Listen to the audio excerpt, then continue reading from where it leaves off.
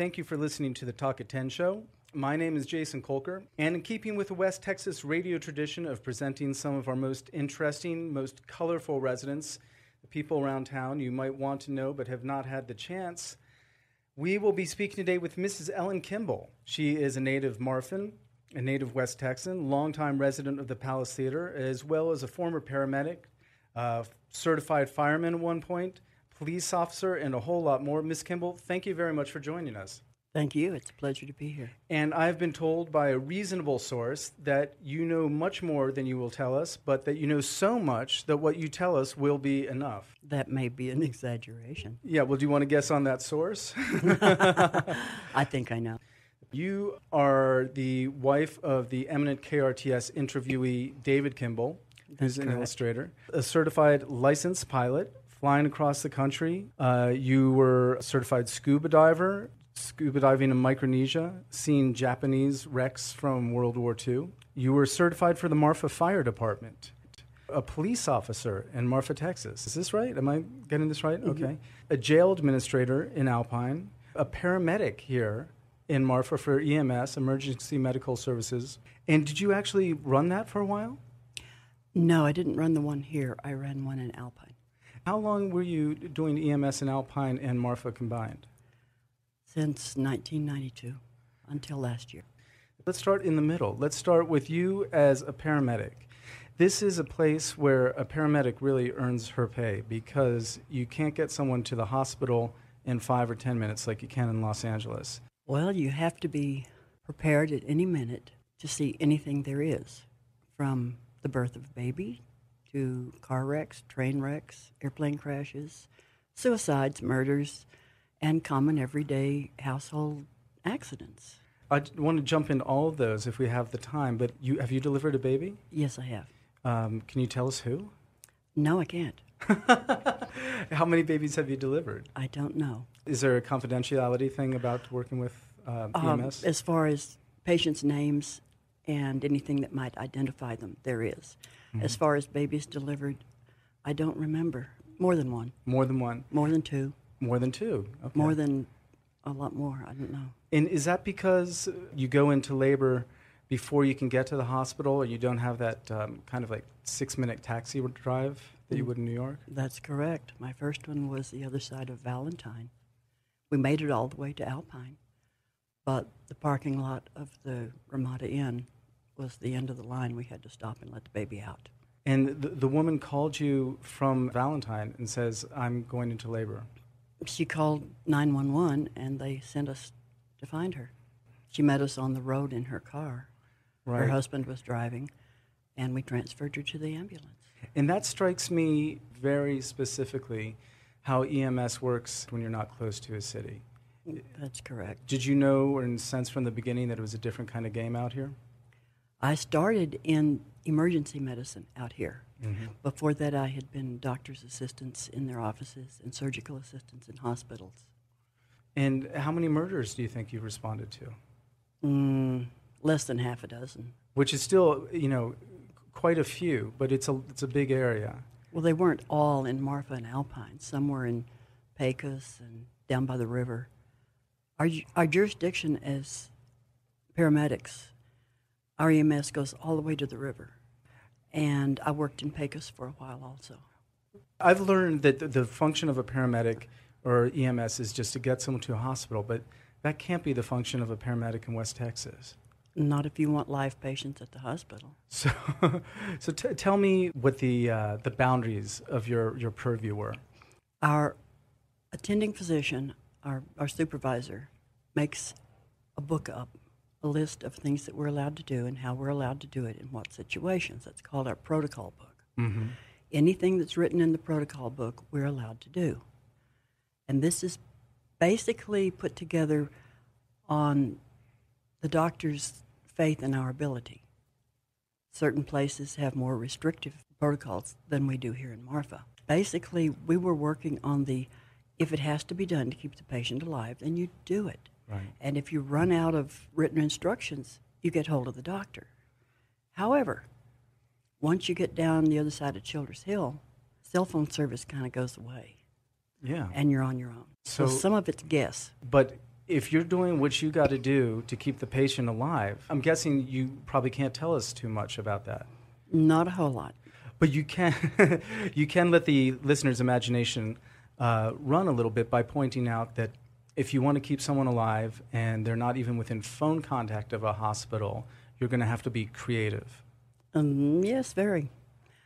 If it's basic EMTs on the rig and there's not a paramedic on duty with them, the things that they're not allowed to use are not on the ambulance. When the paramedic comes on, they bring with them the advanced supplies and equipment. The Marfa EMS never has, at this point that I know, never has more than one EMT and one paramedic. That's about all they've got. But there's always a paramedic.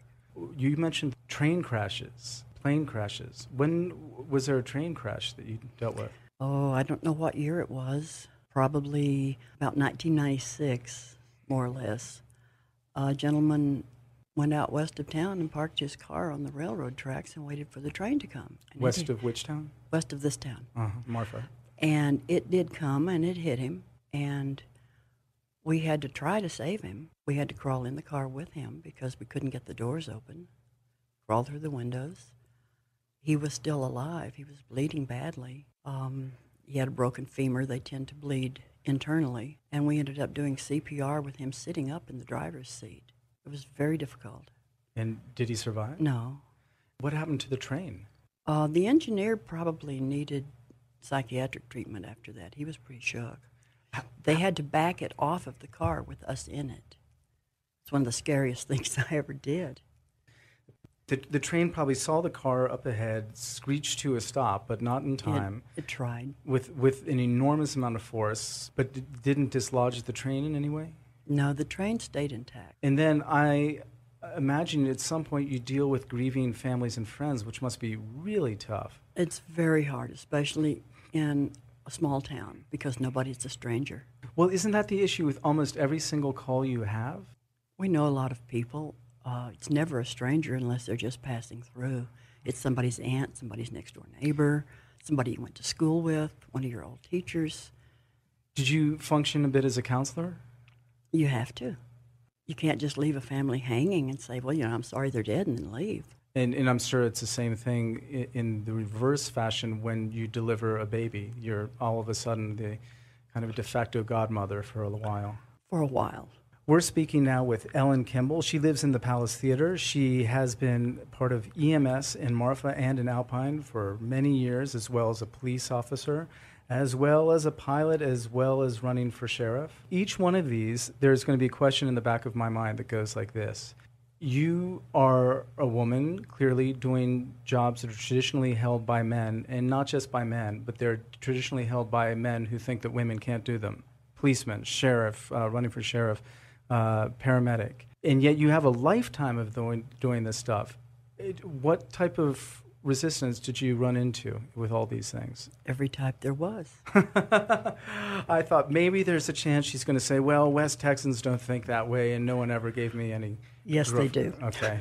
As far as medical things are concerned, women are very welcome. Our first crews here that I worked with were all women. Why do you think that is? Because no men wanted to do it. Can't stand the sight of blood? It's very inconvenient, for one thing. If you're trying to support a family or you're trying to maintain a schedule, you don't work there because you're on duty like 48, 72 hours. We did our training runs in cities, El Paso, Midland, Odessa, and there's a lot of men there, and they want to be in charge. But well, welcome to planet Earth. We had one called Attila the nurse. He was an RN, worked in an emergency room, and he thought that all women should be nurses' aides. But we showed him otherwise. What was Mr. David Kimble's attitude towards all these very kind of dangerous, legitimately dangerous stuff that you were doing? When he met me, I was already taking emergency surgical call at night. He grew up on the West Coast where things are a little more liberal, and he didn't see any problem with it. You have given us a good segue. How did you meet Mr. Kimble? I was working as a surgical nurse in Midland, and his boss was a race car driver who was involved in a very bad crash in Las Vegas. The orthopedic surgeon that his boss preferred was a very fine surgeon. He worked in Midland. He was called Little Caesar and a few other things by the nurses because he had made them all cry. I was the only one that never cried. He called me every name in the book, and I grew up around brothers and male cousins, and I was used to it, and I didn't pay any attention to him. Mm-hmm. And then he decided that I was the surgical nurse, and he wouldn't work unless I was on duty. So they called me in on my day off to work on this case because the man had broken almost every bone in his body, and his legs were completely shattered. We had to rebuild them. So I went to the hospital. We did the case. When the man was discharged from the hospital and went back home and went back to work, the doctor approached me one day and said, "Would you like to go with me out to the race car factory? I have to check on the casts and make sure that the braces are fitted and all that stuff." So I went out there with him, and there was this fascinating engineer sitting at a drawing board with a full beard, and I'd never known anybody with a beard before, and we got to talking. And 44 years later, I'm here married to him. Are you responsible for him moving to West Texas, or would he have done that anyway? I don't think he would have done it on his own. When our son was 11 and going into junior high school, the only junior high schools available in Southern California where we lived that he was eligible to go to were either so expensive we couldn't possibly enroll him, or were in areas where 4th and 5th graders were dying from overdose. I didn't really like who I had become living in California. And my mother died. There was an empty house here that belonged to me, and I thought the school system here was safer than the school system in Los Angeles. David wasn't ready to move. It took a few years, and he finally decided that this long-distance relationship wasn't good. Mm-hmm. He wanted to see more of us, so he moved out and came here with us. Since you bring it up, let's deal with the school system. You went through the Marfa school system. Yes, I did. And look how you turned out, I would say very well. It was a very, very small town when you were growing up, is that right? Yes, very. And, well, what do you report on that, growing up in Marfa, Texas, pre-Donald Judd and pre-coolness and pre-tourist attraction? I loved it. High school was one of the most exciting times of my life. And this is from a woman who has been doing police work, firefighting, and paramedic work, and you're saying high school was one of the most exciting times. Well, what we did on weekends was we loaded up somebody's pickup truck with a whole bunch of people and a whole bunch of guns, and we went out rabbit hunting. Uh-huh. And we bounced across pastures and didn't hit very many rabbits, but that's what we did for fun. We baited the police. So you probably knew all the tricks by the time you got into the force.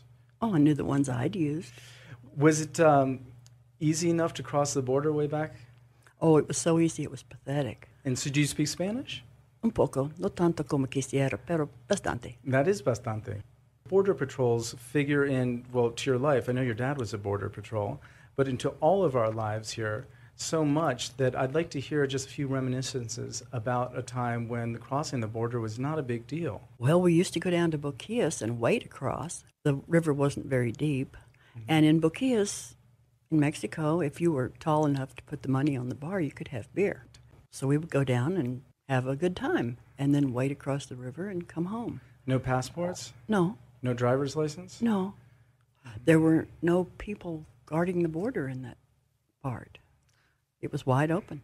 So what do you think has changed? Is it a demographic change, or is it just the attitude that has changed? What for example, did your father do as a border patrol when you were growing up? He was with the detention guard. He took the illegal aliens from wherever they were incarcerated and took them either to where they needed to be incarcerated instead or back to Mexico. How did this panic generate? Why does it exist now when it didn't exist when you were a kid? There weren't very many drugs available when I was a kid. Okay. Marijuana was just awful. Mm-hmm. And that was the extent of it. We didn't know about anything else. Mm-hmm. The people have changed. The drug cartels found out that it was very profitable. They have moved up closer to us. I understand this was always going on in the southern part and stuff, but it wasn't going on here. And We had friends that lived on the other side, and we would just go back and forth and visit. So you had Mexican friends? Of course. Right. So do you see, this is a little bit of a political question, but do you see this augmentation of the Border Patrol, this great amassing of federal agents covering the border as warranted now, or as overkill, or not enough? I think it responds to the problem that is present. Okay. You went to Marfa High School. I know folks who have told me they went to school with you. Oh, yes. And that, it just makes this town shrink so much for me. Here is this woman who is delivering people's babies, patching up their wounds, went to high school with them, and so forth. Do you ever feel like you know this town in a way that no historian ever could? I think all of us that went to school here do. But you stayed here, and you worked jobs that dealt with crises, people at their most vulnerable and most exposed. No, I came back here. The first thing I did when I turned 18 was leave. Because of a small town? Of course. Uh-huh. I wanted to go out and see the world.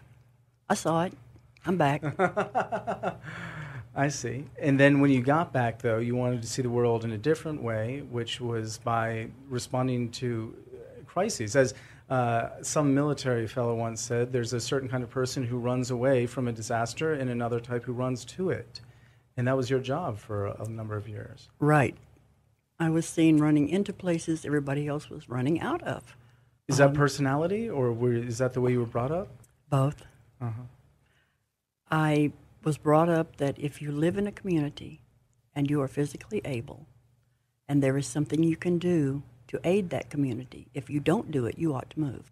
Let's move on then to your police work here. When did you become a police officer? 1995.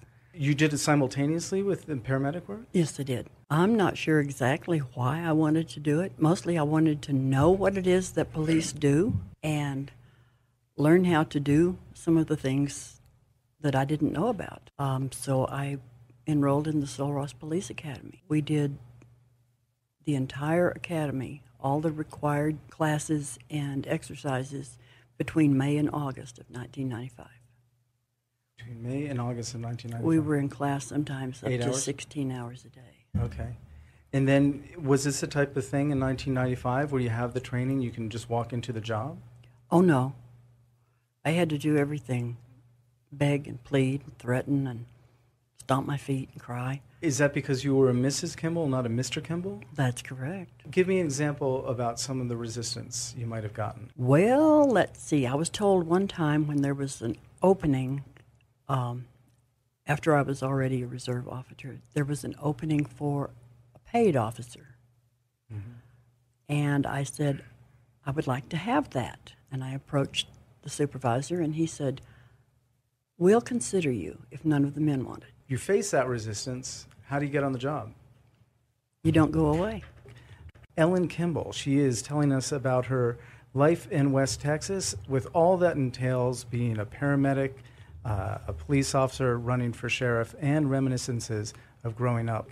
I would like you to tell us dramatic stories and to mention names and to let us walk down the street and see people and think, wow, Ellen Kimble fixed that guy's leg, delivered that baby, saved that car from a train wreck. Will you do that? No.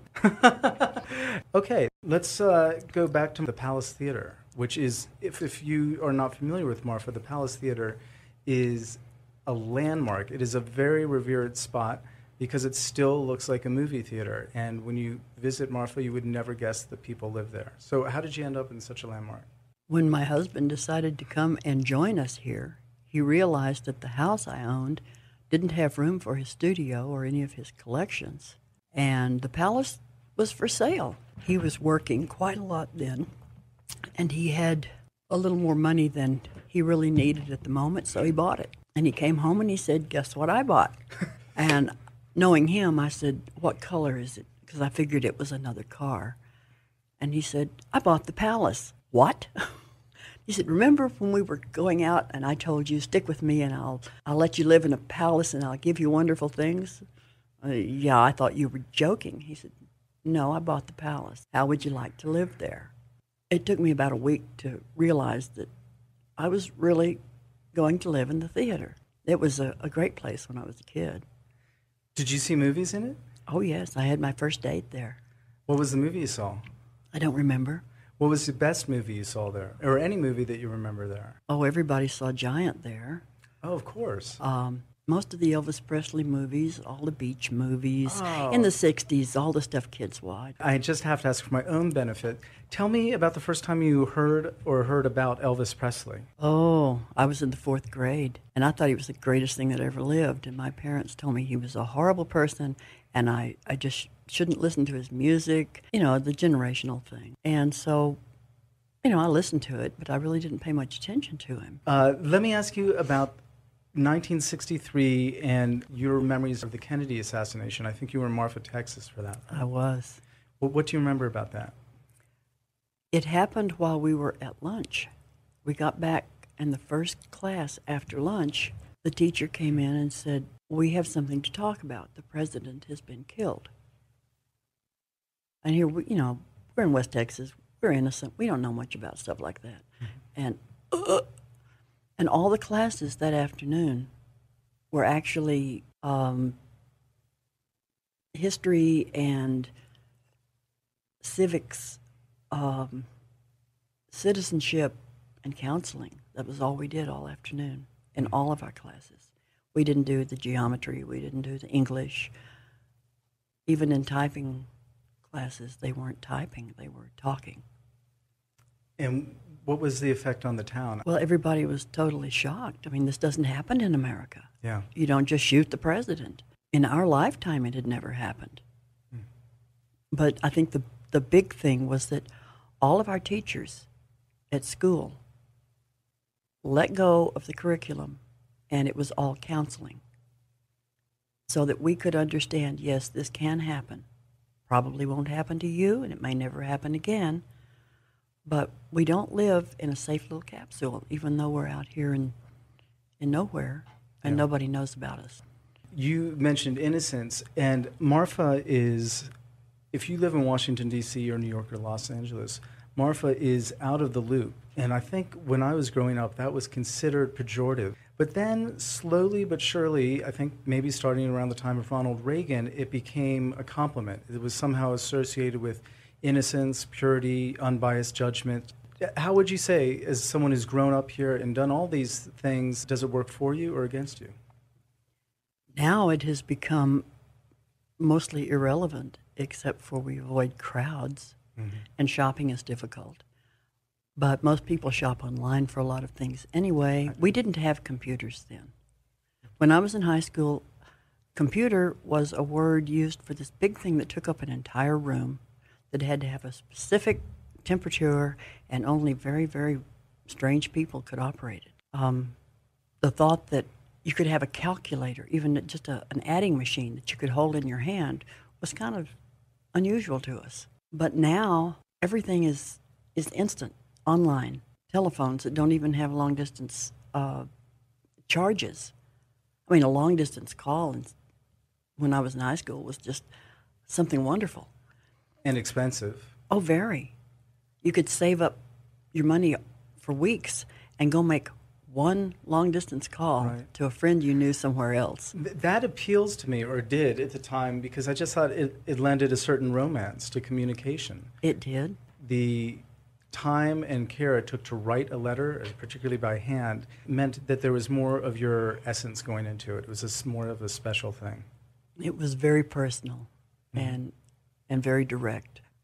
For instant news, things you need to know right now, the internet's fine. I still write letters. By hand. And I still have letters that were written to me when I was much younger. You are not an artist, but you're married to one. True. And we have given him enough airtime, so we're going to talk about a different one. I want to know what your thoughts and memories are of Donald Judd coming into town and buying a lot of town and becoming quite famous in town. He restored a lot of buildings that needed a lot of work in the way he changed the buildings. There were places that we used to hang out and go to that are completely different now. You can't recognize them. And we go by them now and somebody will say, remember when we used to go for sodas and Yeah, you can't even go in there now. Can't even see through the windows. I didn't understand Judd's art. Of course, I didn't try real hard. I was married to another artist. And personally, we didn't like each other. He didn't like me. I didn't like him. We didn't interact. Well, you must have interacted at some point, at least a little bit, to not like each other. Only to argue. Okay. Over issues about traffic lights and things like that, or? No, more personal things, but I don't think we can get into that. Okay. Well, I am gentleman enough to move on. There was, after the advent of Donald Judd, another big ripple in town, nationally speaking. As long as we're reminiscing, that was Rick Thompson being arrested and convicted for $1 billion worth of cocaine. And are you shying away from this? You want to Not skip this? Completely. Okay. Well, let me frame the question. There was another national ripple in town in 1996 when Rick Thompson was caught with $1 billion, probably $2 billion worth of cocaine by today's standards. And he, of course, was a sheriff, a public servant, if you will. Do you remember that, how that affected the town, or did it affect the town? Oh, that was quite the scandal. Rick was my next-door neighbor. He had been my mother's next-door neighbor for several years. She predicted the events, but then she died. But she only told me. She didn't tell anyone else. Mm-hmm. And I wasn't surprised. I was, however, quite frightened, knowing the people that he was dealing with, where the drugs came from, and who he was responsible to over them. I figured his house would be torched, and that would take mine, too. So I used to get up in the middle of the night and go prowling about just to make sure everything was still intact. I didn't know what was going to happen. And what did happen as far as the impact on the town? It's striking that such, well, you go ahead. I was going to say, it's striking that such a major event could happen or did happen in a town that is known for being quaint. That was the beginning of the awakening of the changing along the border. Some of us were not terribly surprised. Some people were astounded, and everybody was disappointed and hurt. We don't want our children exposed to things like this. And Rick was very active in 4-H and other youth-oriented activities, besides being the county sheriff and the person we're supposed to look up to.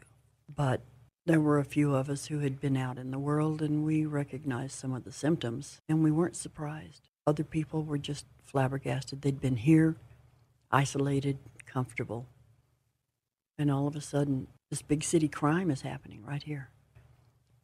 You ran for sheriff. I don't think a lot of people in town are aware that a woman ran for sheriff ever in Marfa, Texas. And just to echo what I've been saying before, I think the idea of a lady sheriff in town must have struck a lot of people as unconventional. When did you run? Why did you run? And what happened? I ran in 1995, right after I graduated from the academy. Rick was already gone. So you ran after he had been arrested? Right. And I had definite ideas about the drug trade and things that were going on. And I wanted to make sure it didn't happen here. That was the main reason I ran. And also just to get in everybody's face, because it had never been done before. Here I am in Southwest Texas. I'm a female, and I'm a gringo. And I decided I was going to run for sheriff. Well, that was a ripple. That was a real ripple. I got hate mail. I got phone calls. I got death threats. Some people just wouldn't have anything to do with me at all. And I loved every minute of it. Well, that sums up a lot. You are truly a woman who runs towards the trouble instead of away from it. Mrs. Kimble, let's end there. I want to thank you very much for joining us. This was Ellen Kimble. She was telling us about her life in West Texas as a paramedic, as a police officer, running for sheriff, growing up here, you name it. Thank you very much.